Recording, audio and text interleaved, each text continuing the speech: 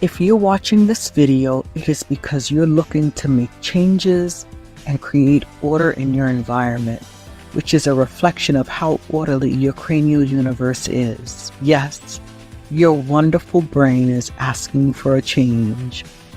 When we created this workshop called UCO with 4 master classes for full activation, the first thing I did was to put it in practice in my life. Here in Vimes, everything that we teach is effectively tested, and in my case, the results were amazing. The truth is that when your brain is organized, everything around you becomes organized. As explained by Tao Ravallo, a psychologist who specialized in cognitive behavioral therapy, cleanliness and order greatly influence our mental health. Human beings tend to always search for balance, both internally and externally, and that has to do with our environment. If we look around, everything requires order, even in nature. So we're programmed for that order. I've experienced enormous changes in my life by applying certain things. I thought I was a very organized person, but the truth was I didn't realize I was rigid. So the question arises, what is the difference between being orderly and being rigid? Well, our health helps us to answer that question. If to keep your environment clean and beautiful and your life in order with an agenda and a good schedule, you end up with body pain, pain in your back, a tense neck, I assure you that you are rigid. You're not enjoying the process of being organized. This is a sign that enters your brain, and the brain then sends that message to your beautiful body, and there go the aches and pains. On the contrary, if you enjoy doing what you're doing while you're doing your chores, you fulfill your daily goals, you start by writing them down without spending a whole lot of time on it and no stress, then it means you're doing it really well. You're relaxed, and your body's like, this is good. It tells you when you finish your task to even applaud yourself and say, job well done. Now rest. That was my case. And then that was of the first participants as well, their experience of the Masterclass UCO, which is short for Organized Cranial Universe. From rigidity when organizing their environment and their life in general, they discovered that flexibility is the key, and they began to see with each workshop challenge that organizing can be relaxing and positive in every aspect. Now let's talk about the benefits you'll get by doing your UCO workshop. First, you'll learn simple techniques that are very effective when it comes to organizing yourself at home, work, or even with schoolwork. Your personal organization from this moment will be very different. The second is you will optimize your mental health while your environment is organized, achieving full balance. Remember, mental health is fundamental in every aspect of our lives. Third, you will enjoy the accompaniment of an instructor who's a coach. You'll have daily communication with her and with your classmates. This is something other online academies do not offer. You will have the skills to put into practice with your family, with everyone else who wants to. And we could also mention that the support material you receive is unlike any other. In the information of this Masterclass UCO, you have everything in detail regarding the benefits of doing this amazing, organized cranial universe workshop.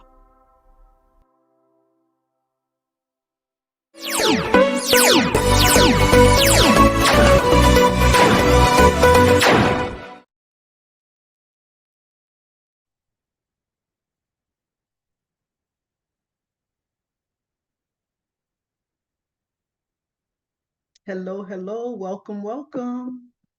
Hope everyone's doing good. Happy Monday to you. It's good to be here. It's been a rainy day here in New York and a nice day. I got to do a lot of work at home, but also take a good nap. So that was gonna refresh my batteries for you guys. Let's see who's in the chat. Just wanted to let you know I love hearing from you in the chat. It's okay. People are coming on. If you're trying to say, because I would love you to tell us where you're coming in from. If you cannot do that, it means that you need to subscribe. Just press the subscribe button. It's free of charge. Wait about a minute, and then it will allow you to tell us where you're joining from.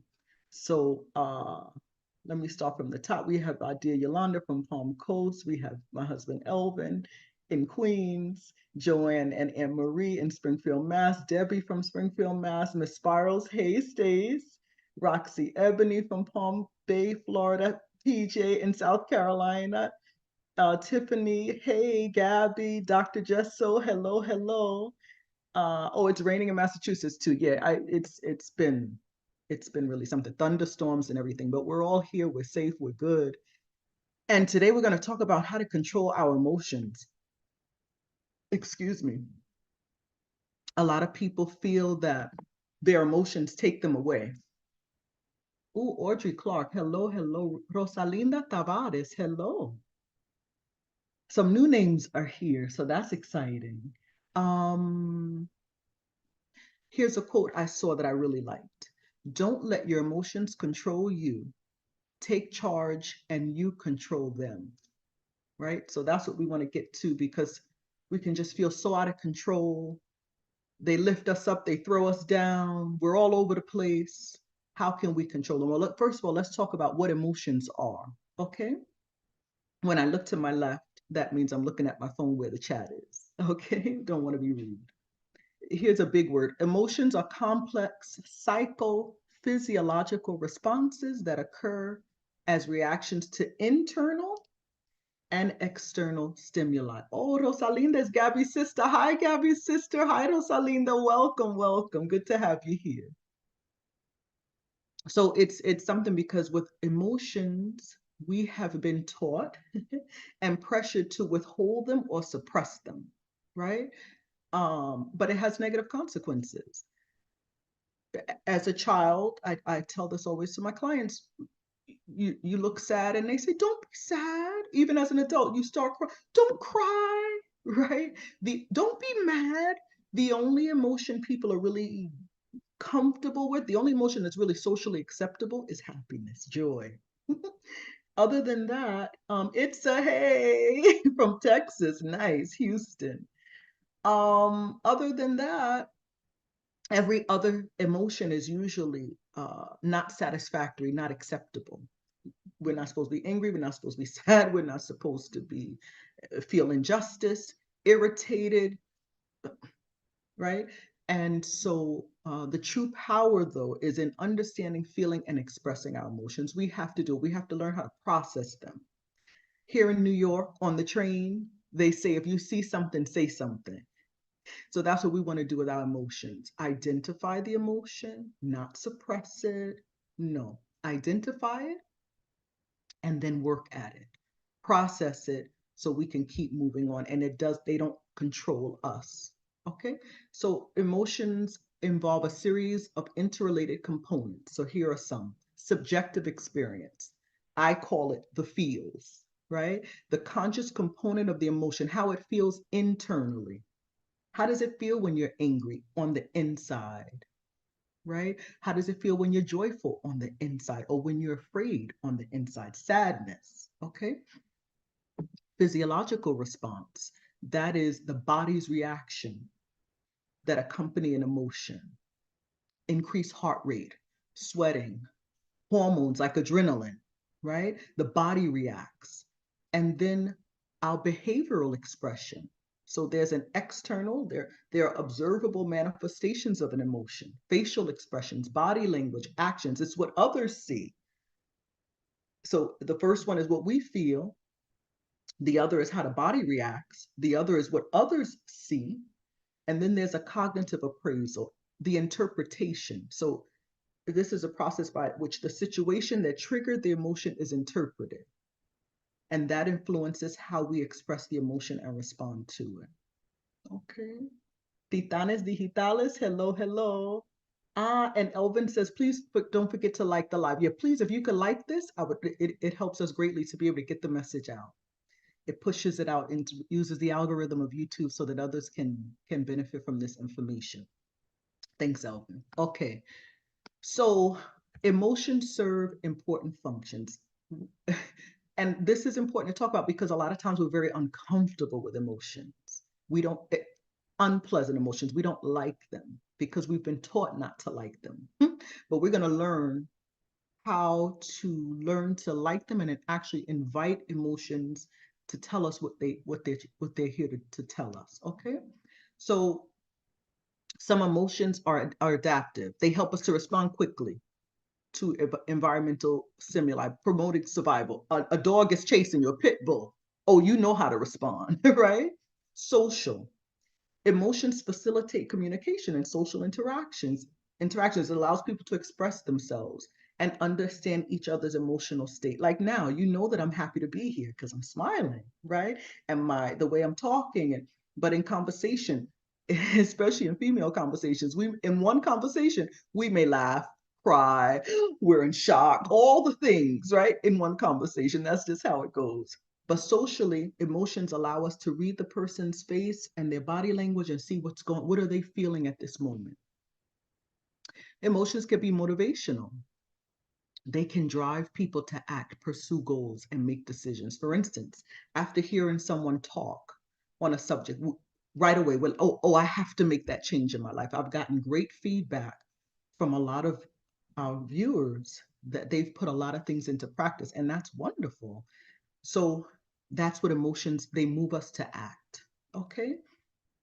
Now, common emotions are joy, sadness, fear, anger, surprise, disgust, and each of them can vary in intensity and duration and can be triggered by different events or circumstances. But let's be clear about something. I want you to listen really good. Emotions are neither good or bad. We're going to start saying that they're pleasant or unpleasant. Okay? Because emotions really are our friend. And that's how I want you to start looking at it. They're coming to teach us a lesson. We don't have to be afraid of them. We're angry. We don't, oh, I shouldn't be afraid. That we judge ourselves and then we feel the guilt and anger stays. And then the next day we're out of orbit and we don't know why. It's because we didn't welcome anger. So emotions come to teach us a lesson. For instance, we have a friend. She and her husband have been married 5 years. They've always wanted to have a child. They've been trying for some time. She calls you and says, we're pregnant. What do you feel? Pure joy, right? You're so excited for them because you know you've been on the journey with them. What is joy here to teach you? That something good happened to your friend and we should rejoice with her. Okay? So here's another one, another example. We hear that a friend that we made 2 months ago and we told a very deep secret to divulge that information to someone. What do we feel? Anger. I can't believe she did that. How could she be? I told her it was a secret. All right, sit back. I'm feeling angry. The first thought will be, I shouldn't feel angry. No, we have to scratch that. And anger, what are you here to teach me today? Why did you just come? Well, number one, the lesson is in the future, be careful with who you share your secrets with, especially your deepest secrets. 2 months, was that long enough to know the person to learn to trust them? Do you know that they're trustworthy after 2 months? You got to vet people first. Make sure the next time that you want to share something, that the person has proven that they're reliable, right? And two, when we share, we have to take responsibility. We have to know we're sharing with an imperfect person that can spill the beans. There's always a chance that the information can be leaked. So if you don't want anyone to know this, share it with your creator, right? Anger is teaching you to be more cautious and know that you're taking a risk when you're sharing privy information. So a part of us is angry at ourselves too. I can't believe I trusted her, right? But anger came to teach us a lesson. We learn the lesson, we ponder it. This takes time. We ponder it, we learn the lesson, and then, okay, bye, anger. Thank you for visiting. I got the lesson. I'm not going to do the same thing again. So we have to stop looking at unpleasant emotions as things to be suppressed. Because what did our parents say? You better change that face. Some parents didn't even allow their children to cry. They've just been disciplined. If you need to take that in your room, I don't want to hear that. And when you come out, you make sure your face is fixed, right? So that's telling us suppress, suppress, suppress. Can anyone, Miss Spiral says amen. Can anyone identify with that? That you were taught to suppress emotions, because we feel guilty that we do things, but it's that's what our families taught us, that's what culture teaches us, right? But we want to feel our emotions, pleasant or unpleasant. Yeah. Yes. Dr. Just said, parents say, I'll give you something to cry about. And it's the truth. So you learn to, right, gulp, and you pull those tears back. It's what we're taught. Look at how many people said me. Yeah. So you're not alone. But we want to feel the emotions. Our innate thing is to not feel it, suppress it. Oh, I don't have time for this. I got to move on. But that's when our emotions go wild. They start controlling us, and it's not good. And then we feel out of control and we're not happy. So feel the emotions, analyze what the lesson is. Sadness. Why are you here today? You came to visit me for what? What are you trying to teach me? And then learn the lesson, and then think the emotion as you would a good friend, and then say goodbye. Thank you, sadness. Thank you, anger. Oh, I got it now. Thank you. Okay, you've served your purpose. All right, you can go now. And we kindly dismiss him or her until the next time.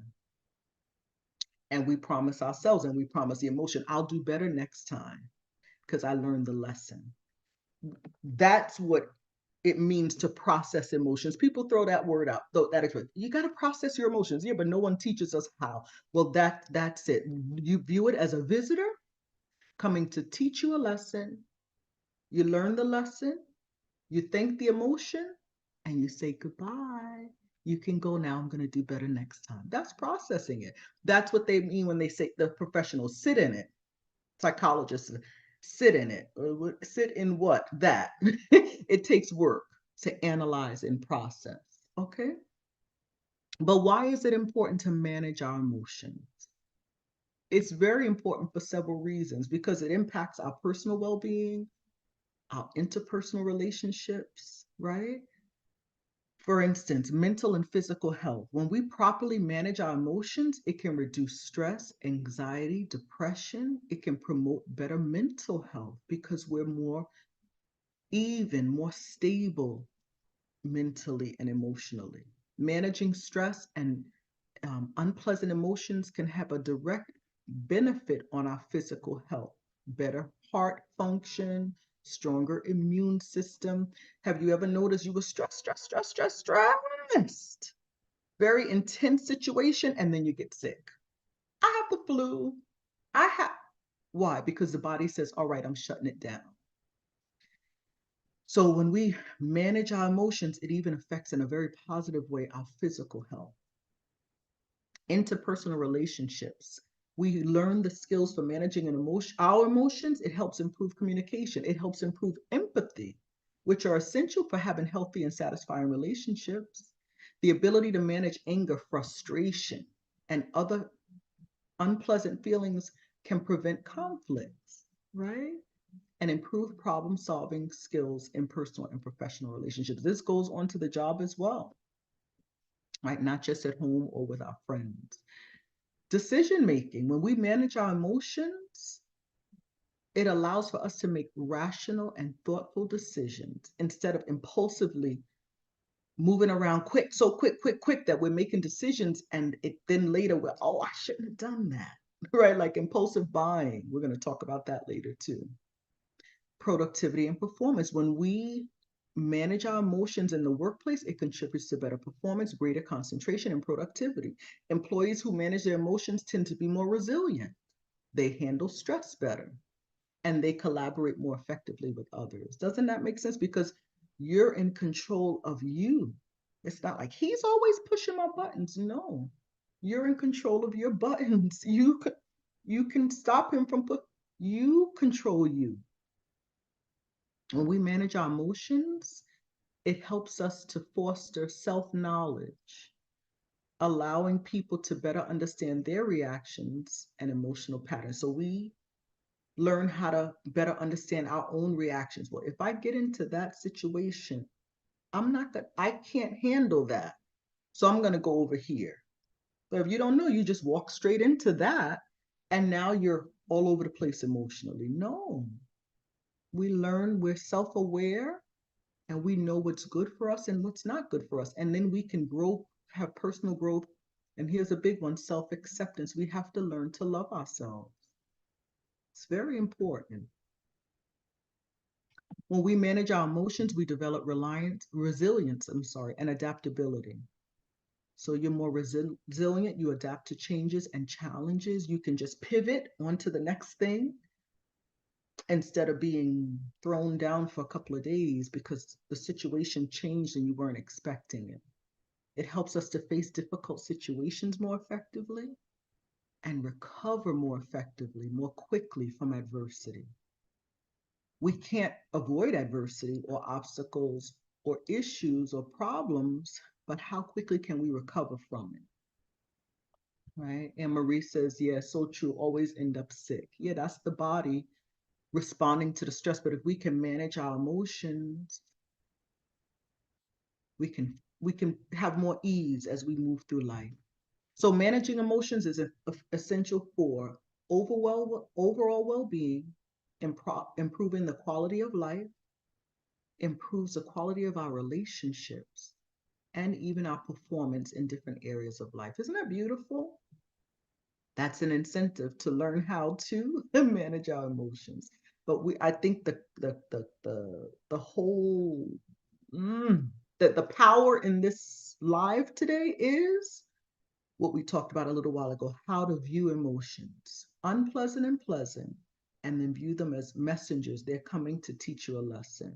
Rosalinda says she's very uncomfortable too with her emotions. And now you know why. We were taught to be uncomfortable with them because mom and dad did not want to see that face. They want to see this. Or just sitting quietly. Children should be seen and not heard. These are all things, right, that we hear and we learn and we then suppress. Or we look for ways to escape the emotion so we don't have to feel. Okay, so how can you learn how to handle or manage emotions? It requires self-awareness, practice, and the development of specific skills. Here are some strategies and techniques that will help. If you want to take notes, please, this will be the time. Self-awareness. So has anyone ever seen you cry and they say, what's wrong? And you say, I don't know. Or you're feeling down and they say, you okay? And you're like, not really. And they're looking and you're like, but I don't know why.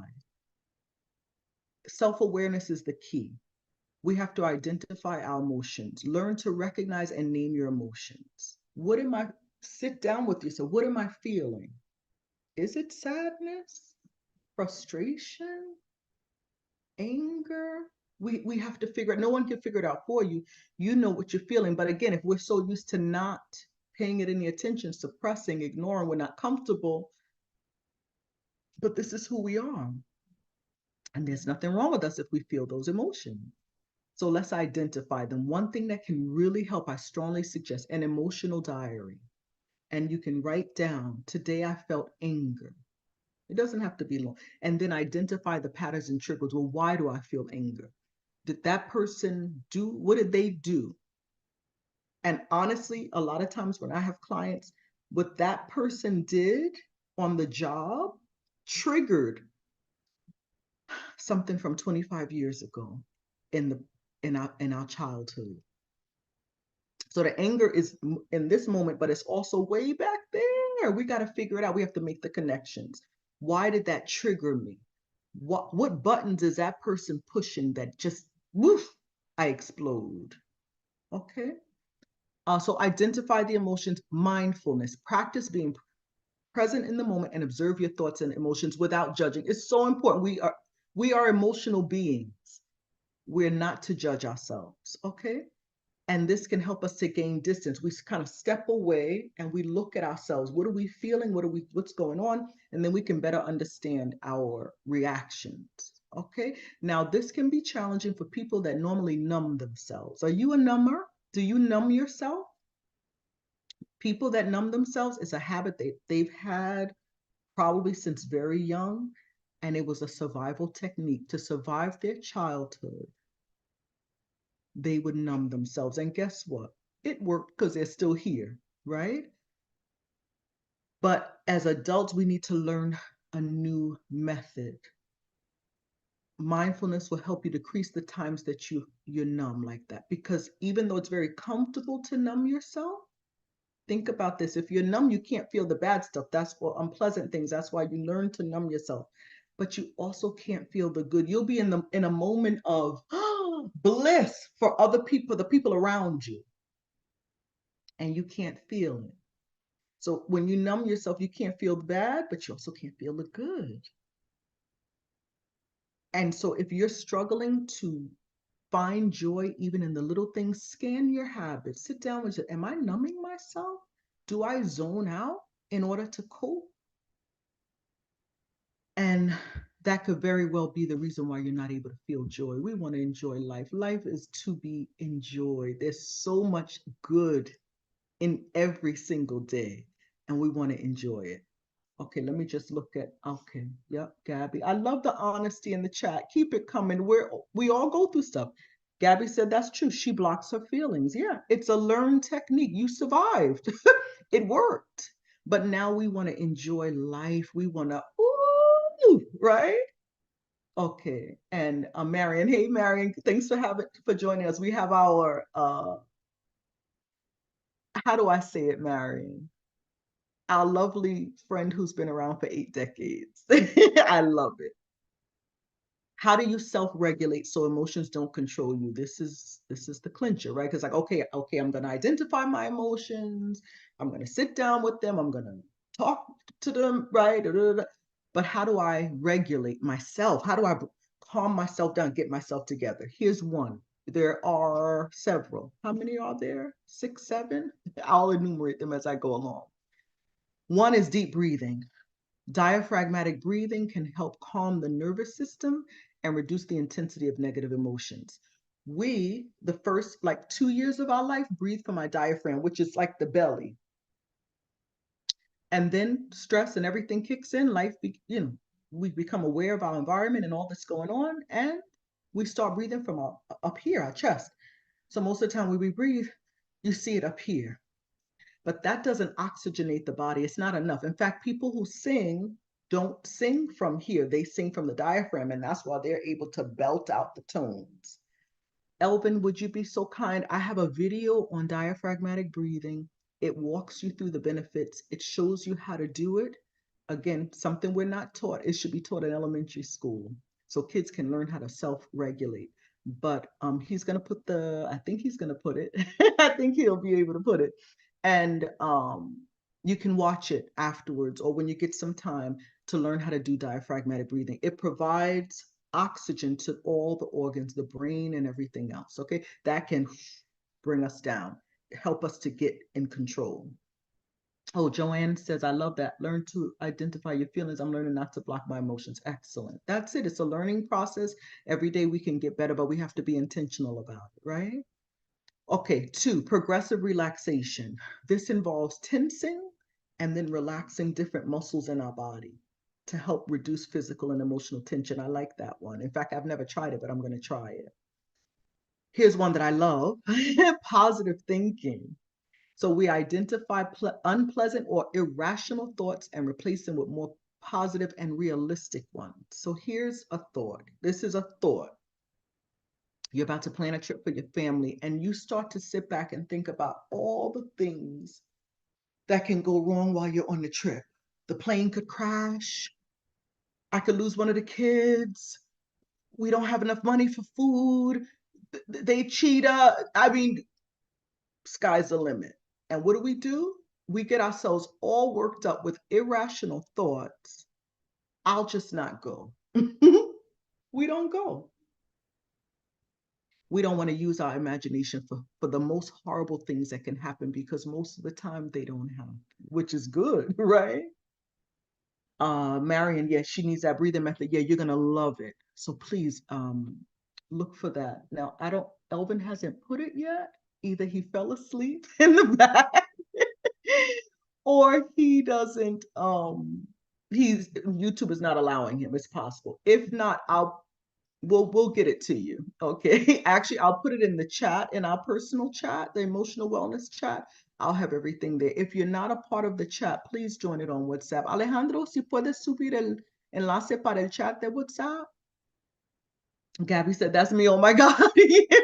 We don't want to, our creator gave us an imagination for creativity. And we want to use it to imagine the very best, the optimal things that can happen in our lives, not the very worst. It holds us back from enjoying life.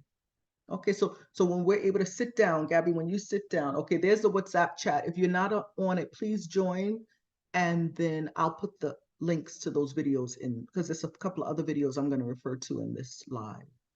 We want to use our imagination to. We're going to sit down, and you could say, "How many times does a plane crash?" Right?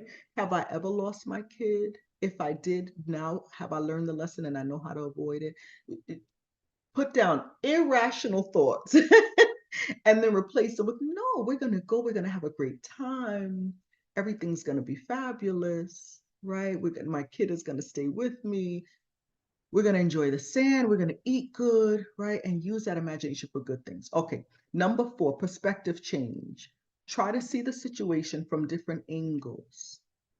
So we look at it from this angle. And again, all of this takes time.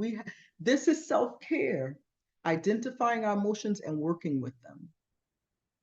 So we're going to ask ourselves, is there another way to interpret the events that happen that aren't so negative? An example, someone a good friend passes right by you, doesn't speak to you. Well, maybe you right away, did I do something to her? Why didn't she? Oh, did I?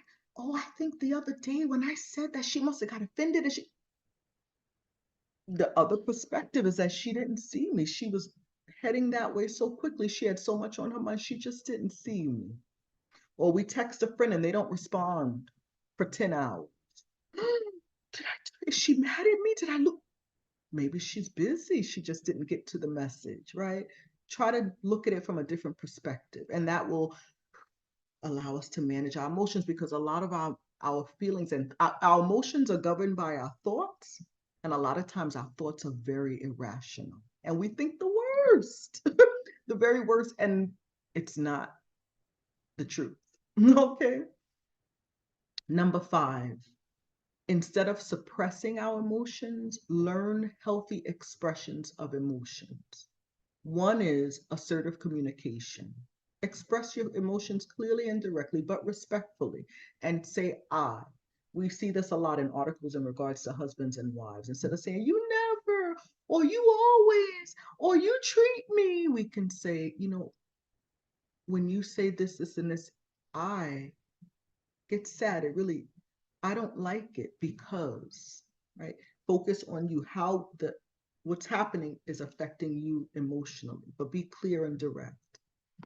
Therapeutic writing and journaling. Writing about your emotions could be an effective way to process and understand them better. That conversation with anger, that conversation with sadness, that conversation with frustration, you can write it down. And it's nice because then if you can go back in 6 months and see your progress, like, oh wow, that same thing happened to me this week, but it didn't affect me in that way. Oh, I'm getting better, right? We can monitor our progress. Social skills development. If we learn to identify, process, and manage our emotions, our relationships will be so much better. Because when you're even keeled, you go with the flow. People enjoy your company. They're not like, where's she going with that now? Right? Even. because we're not squashing or suppressing, but we're managing our emotions. Another benefit is we develop greater empathy. We practice putting ourselves in other people's shoes and understanding their emotions, because when you know yourself, you can better understand others and you can have better empathy for them. Another, we develop better conflict resolution. We know how to negotiate. We can resolve conflicts constructively and find win-win solutions. Okay. So number 6 is a healthy lifestyle. These are things that um, allow us to self-regulate so that our emotions don't control us. So when we do regular exercise, it helps reduce stress and improves our mood, right? Those endorphins start flying off and we feel good. A healthy diet has a positive impact on our emotional health. When we binge on sugar, right, it's just downhill all from there. Adequate sleep, a lot of us struggle with that. Get enough sleep. A lack of sleep it makes unpleasant emotions worse. Exacerbates. We need to get our rest. Naps are good. I recommend them. And number 7, finally, professional support. Therapy. You can set up a one-on-one with me as a coach, a coaching session. A few of you have already, and we've had a really good time getting to know you better, right? I help you to get to know you better and make the connections from the past to the present and what's going on and how can we get better. It's a really nice thing. Also, there are psychologists, right, available. Support groups, participating in groups. A lot of people say, no, I'm not comfortable with that.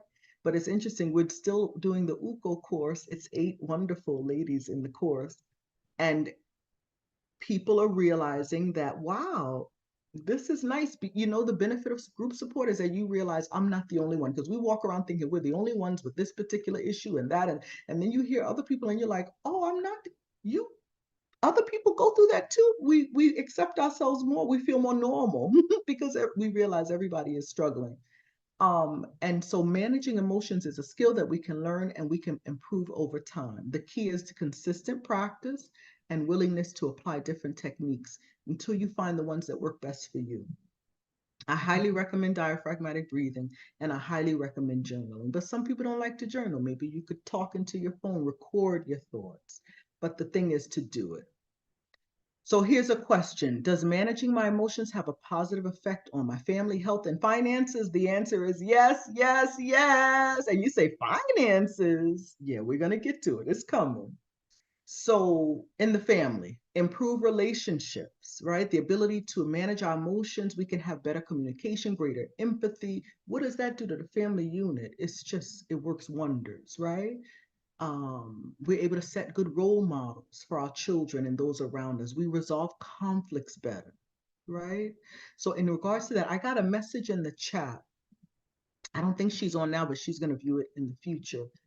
She asked, and not in this YouTube chat, but in our personal WhatsApp chat, how to deal with a narcissistic person who's friendly in front of others. Of course, they put their best face on for the public, but behind closed doors, they're cold and they harass her.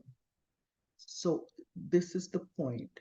Being in control of our emotions is what helps everything in our lives, because we can only control ourselves, right? That narcissistic person, I don't know if it's a sibling, I don't know if it's a husband, a mother, sometimes it's mom or dad. But learning to be in control of ourselves. So when you know who you are and what your worth is, you're able to stand up to someone who wants to mistreat you. Because I sent information in the chat, a narcissistic person preys on people who have low self-esteem. It's an easy target. When you know your worth, you don't allow it. When you change, your whole environment changes. And if you're a narcissistic person thinks they are the world, and that's how they make you think, that they want to become the center of your universe. But when you make that shift and you get so involved and you're getting to know you, journaling, you're sitting in the bathroom because that's the only way to keep the person out, and you're meditating and thinking, you're doing your diaphragmatic breathing and you're focusing and what am I feeling? What's going on? that person takes a backseat in your life and there's a shift. They love the attention you give. They thrive on controlling you. And when you focus on caring for yourself and you're able to control your emotions, they can't have that type of control over you anymore. You can liberate yourself. Okay. So the first line of defense with a narcissistic person, no matter who they are, now, it could be a boss, it could be an employer. Build up your own self-esteem. Work on you. Because as we always say here, nothing changes if you don't change. Okay. And that's where one-on-one coaching can help tremendously. Okay. Marion says narcissistic don't know who they are. Yeah, it's a person that they're like gods in their own mind, and they want to control others around them and really just put others down and control them. It can develop into, really bad things. Not the type of person any of us want in our lives, right? So I found this quote from Karen Waddle, and I love the way she spells her name, Karon, because I always thought growing up, Karen, what a plain name, and Ma, why'd you have to spell it so normal, Karen? Couldn't you put a Y or an I out here? So she spells hers Karon. But she says, don't let people who don't care about you manipulate your mind, feelings, and emotions, or control how you think about yourself. Never give that much power to someone else. It's powerful. We want to take good care of ourselves. I'm going to actually put that in the chat as well, the WhatsApp chat, so everybody can chew on that. All right. So we saw how managing our emotions has a positive effect in the family. Even if we're dealing with that type of situation with someone who's like a god in their own minds and they want to control us, we can take our own power back. What about health-wise? Well, in our mental health, emotional management, as we said, reduces stress, anxiety, and depression. It promotes better mental health. It helps us to maintain a stable and positive attitude, right? We keep that groovy feeling. Our physical health, of course, if we have less stress, we're managing our stress, we can't control it, but we're managing stress and unpleasant emotions, it affects our heart. We reduce the risk of hypertension, diabetes, sleep disorders. We have a better immune system and increased longevity. And just our overall well-being. People who manage their emotions tend to feel more satisfied with their lives and experience greater overall well-being. Elvin, can you send me a message in the chat? Did you fall asleep? Is YouTube not allowing you to put the links in? I don't think I saw it. Did you put it? Did I miss it? I don't think so. No, I didn't miss it. All right, just let me know what's going on back there in the room. Okay, how does managing our emotions affect our finances?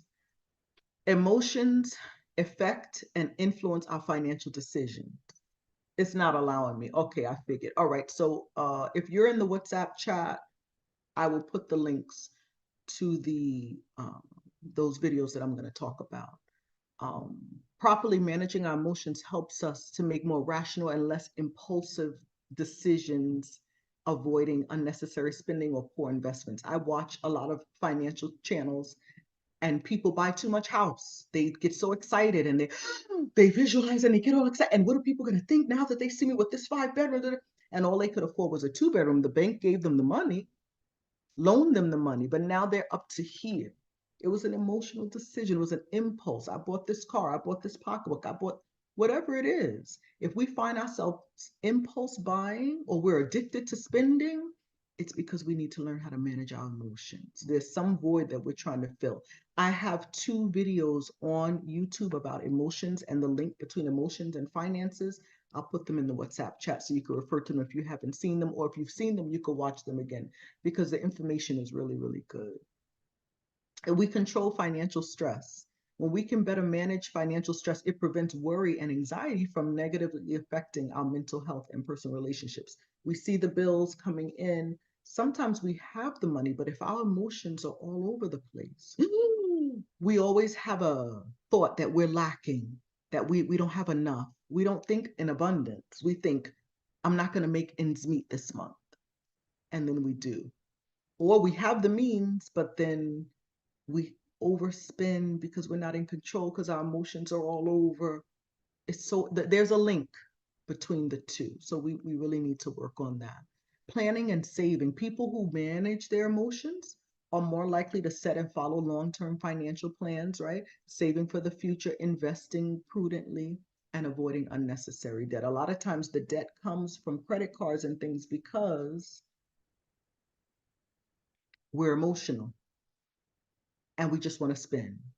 Rosalinda says, that's me, irrational. Oh my God, so embarrassing. No, it's not. It's for real. You're not the only one here, I'm sure, but you were brave enough to share. And we appreciate it because we learn from each other, Rosalinda. I appreciate that you're participating in the chat. It's really good. You're gonna, I want you to join the WhatsApp chat and then I can share those videos with you. But learning to manage our emotions, it's not, who would think our emotional health has to do with our financial health? We weren't taught it, right? And so, in regards to financial stress, for example, saving and building an emergency fund, first of maybe $500, then $1,000, and then having 3 to 6 months of living expenses set aside. What would that do for your anxiety over the future? Any emergency that comes up, the battery of the car, the mechanic, anything, to know that we have that money set aside. Wow. Wouldn't that add ease to our lives?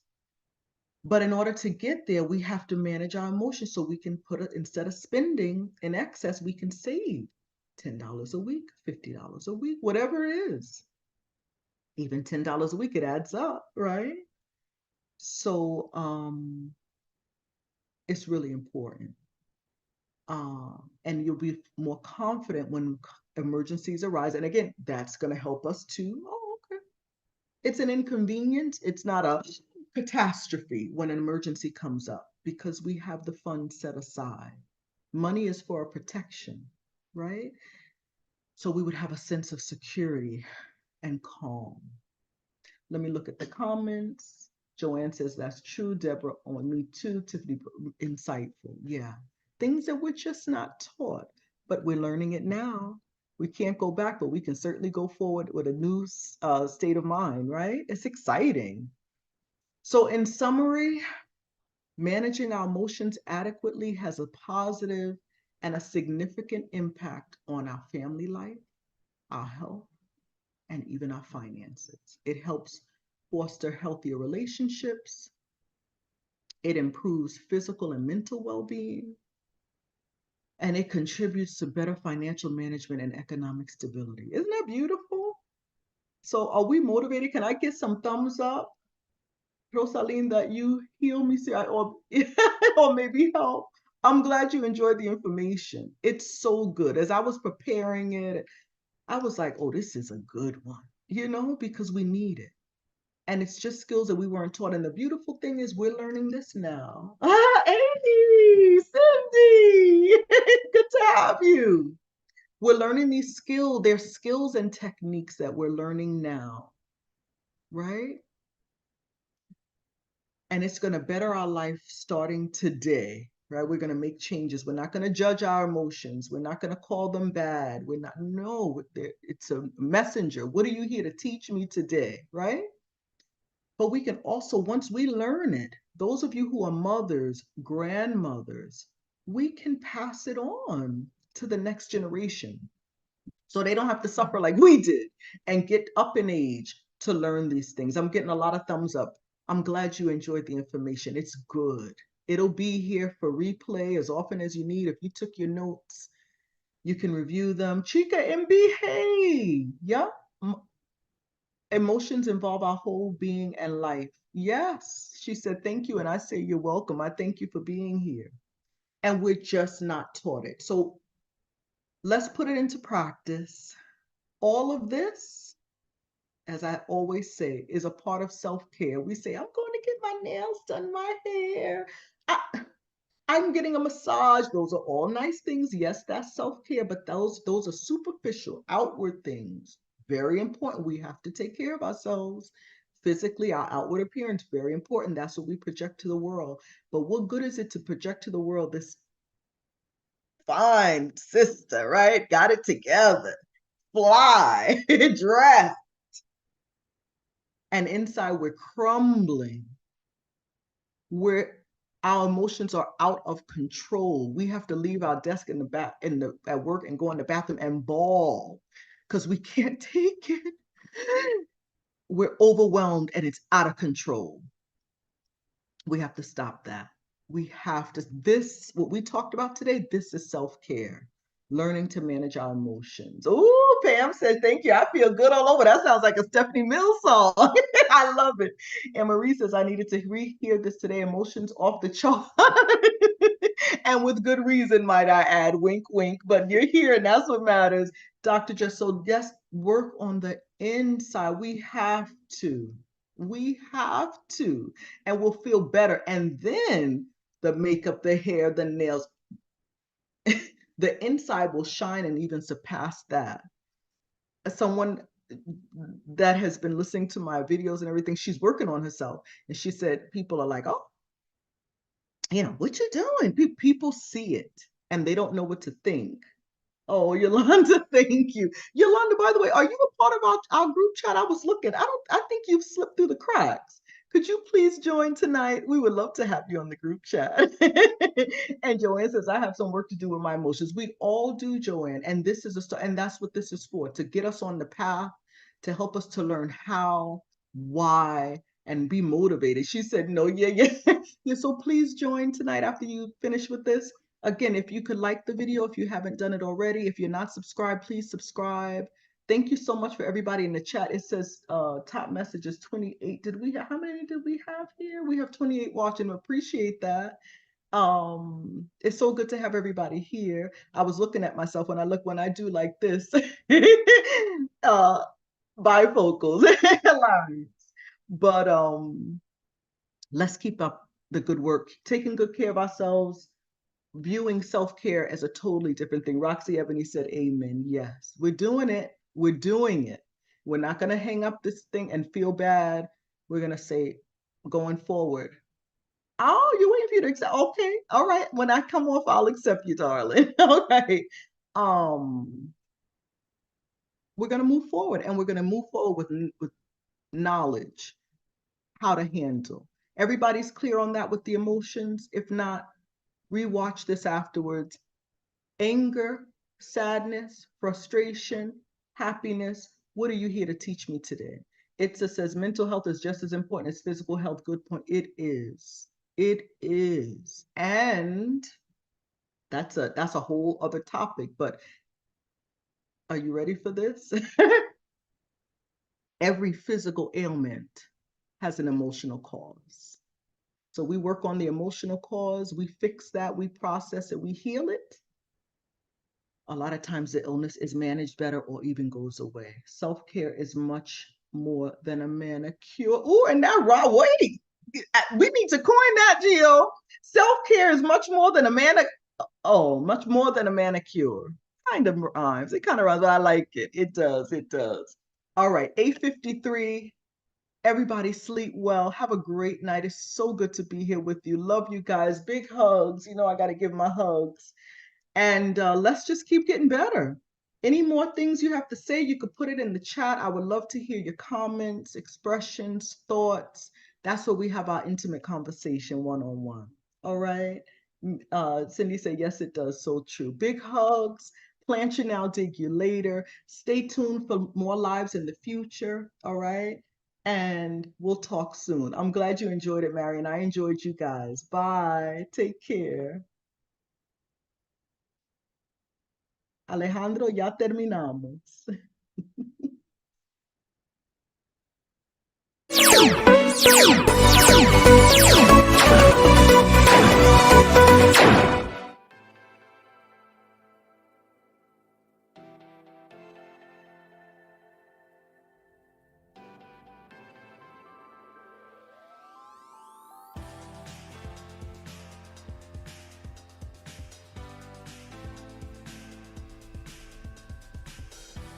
If you're watching this video, it is because you're looking to make changes and create order in your environment, which is a reflection of how orderly your cranial universe is. Yes, your wonderful brain is asking for a change. When we created this workshop called UCO with 4 masterclasses for full activation, the first thing I did was to put it in practice in my life. Here in Vimes, everything that we teach is effectively tested, and in my case, the results were amazing. The truth is that when your brain is organized, everything around you becomes organized. As explained by Tao Rivallo, a psychologist who specialized in cognitive behavioral therapy, cleanliness and order greatly influence our mental health. Human beings tend to always search for a balance, both internally and externally, and that has to do with our environment. If we look around, everything requires order, even in nature. So we're programmed for that order. I've experienced enormous changes in my life by applying certain things. I thought I was a very organized person, but the truth was I didn't realize I was rigid. So the question arises, what is the difference between being orderly and being rigid? Well, our health helps us to answer that question. If to keep your environment clean and beautiful and your life in order with an agenda and a good schedule, you end up with body pain, pain in your back, a tense neck, I assure you that you are rigid. You're not enjoying the process of being organized. This is a sign that enters your brain, and the brain then sends that message to your beautiful body, and there go the aches and pains. On the contrary, if you enjoy doing what you're doing while you're doing your chores, you fulfill your daily goals, you start by writing them down without spending a whole lot of time on it and no stress, then it means you're doing it really well. You're relaxed and your body's like, this is good. It tells you when you finish your task to even applaud yourself and say, job well done. Now rest. That was my case. And then that was of the first participants as well, their experience of the Masterclass UCO, which is short for Organized Cranial Universe. From rigidity when organizing their environment and their life in general, they discovered that flexibility is the key, and they began to see with each workshop challenge that organizing can be relaxing and positive in every aspect. Now let's talk about the benefits you'll get by doing your UCO workshop. First, you'll learn simple techniques that are very effective when it comes to organizing yourself at home, work, or even with schoolwork. Your personal organization from this moment will be very different. The second is you will optimize your mental health while your environment is organized, achieving full balance. Remember, mental health is fundamental in every aspect of our lives. Third, you will enjoy the accompaniment of an instructor who's a coach. You'll have daily communication with her and with your classmates. This is something other online academies do not offer. You will have the skills to put into practice with your family and with everyone else who wants to. And we could also mention that the support material you receive is unlike any other. In the information of this Masterclass UCO, you have everything in detail regarding the benefits of doing this amazing Organized Cranial Universe workshop.